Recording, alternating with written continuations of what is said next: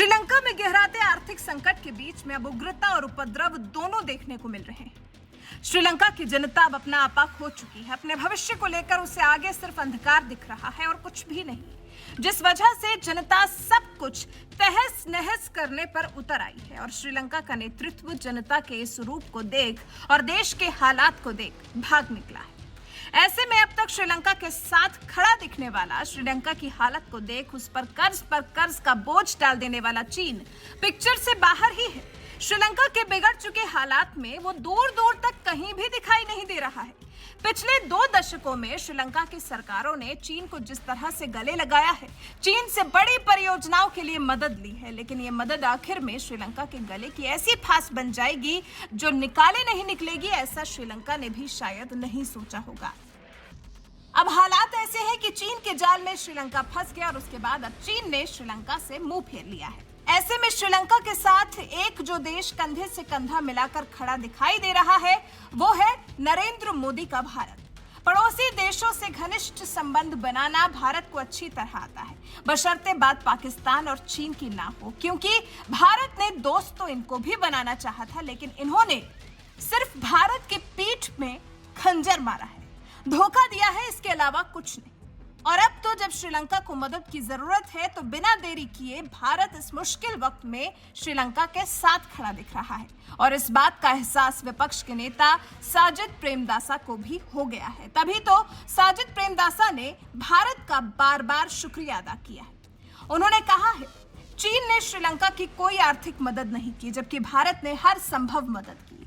हम भारत के बहुत आभारी हैं। मैं इस अवसर पर पीएम मोदी, वित्त मंत्री और भारत की जनता को धन्यवाद देना चाहता हूं कि वो लोग हमारी इतनी मदद कर रहे हैं।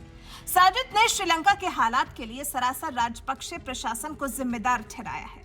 उन्होंने कहा, राजपक्षे प्रशासन का खामियाजा हमें भुगतना पड़ा है। हम ये सुनिश्चित करेंगे कि भ्रष्टाचार को रोकने के लिए मजबूत संस्थान हो। हमारे पास राजनीतिक हस्तक्षेप से रहित मजबूत तंत्र होगा ताकि अपने कार्यों को अधिक स्वायत्तता के साथ कर सके। साजिद प्रेमदासा वही है जिन्होंने प्रधानमंत्री पद से इनकार कर दिया है और अब राष्ट्रपति पद पर अपना दावा ठोका है। इसको लेकर जब प्रेमदासा से सवाल किया गया तो उनका कहना था, मैंने प्रीमियरशिप से इनकार नहीं किया, मैंने कुछ शर्तों पर स्वीकृति दी थी जो कार्यकारी अध्यक्ष की शक्तियों को कम कर देती। इन शर्तों में अधिक पारदर्शिता, लोकतंत्र, जवाबदेही और लोकतंत्रीकरण है, जिसके लिए राष्ट्रपति सहमत नहीं थे। इस समय सबसे महत्वपूर्ण पहलू यह है कि मैं ऐसी सरकार और राष्ट्रपति के अधीन काम नहीं करूंगा जिसे लोगों ने पूरी तरह से खारिज कर दिया हो। गोटाबाया राजपक्षे पर हमलावर प्रेमदासा ने इस्तीफा देने के बजाय विदेश भाग जाने का आरोप लगाया। प्रेमदासा ने कहा, देश के राष्ट्रपति कहते हैं कि वो इस्तीफा दे रहे हैं, लेकिन उन्होंने ऐसा किया नहीं और वो विदेश चले गए। ऐसे में साफ जाहिर है कि राजपक्षे की नीतियों के सख्त खिलाफ हैं प्रेमदासा। राष्ट्रपति की गद्दी पर उन्हीं के बैठने की उम्मीद की जा रही है और वही है जो ऐसे हालात में भारत के साथ होने को सराह रहे हैं और चीन को जमकर कोस रहे हैं। अभी हाल ही में श्रीलंका के मौजूदा हालात पर विदेश मंत्रालय के प्रवक्ता अरिंदम बागची ने बयान दिया था और श्रीलंका के साथ खड़े रहने का दम भी भरा था। बागची ने कहा था, भारत श्रीलंका का सबसे करीबी पड़ोसी है, दोनों देशों में गहरा बंधन है। हमें उन तमाम चुनौतियों की जानकारी है जिनका श्रीलंका और वहां के लोग सामना कर रहे हैं। हम श्रीलंका के लोगों के साथ खड़े हैं क्योंकि उन्होंने इस कठिन दौर से उबरने की कोशिश की है।